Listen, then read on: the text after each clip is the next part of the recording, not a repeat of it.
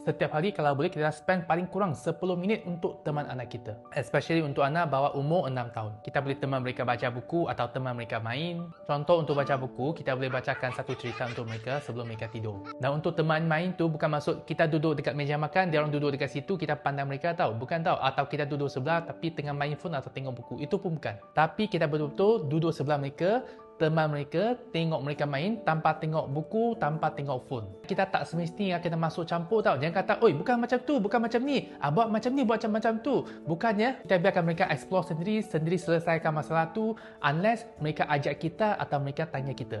Then baru kita masuk campur. Walaupun kita tak bersuara, tapi anak tahu tau. Mereka tahu kita duduk sebelah mereka, mereka tahu kita teman mereka dan mereka masuk sini. Walaupun mereka tak kata apa-apa. Dan semua momen ni bukan hanya untuk feel good masa sekarang tau. Tapi di masa yang akan datang atau sampai mereka besar nanti, bila mereka sedih, hadapi kesukaran, cabaran, at least mereka ada satu kenangan manis ni jadi sebagai mereka punya support, motivasi dan juga encouragement. Dan bila mereka terfikir akan kenangan manis ni, mereka akan terfikir yang mak ayah sentiasa berada di sisi mereka. So mak ayah mulai hari ni cuba betul-betul teman anak paling kurang 10 minit setiap hari, okey?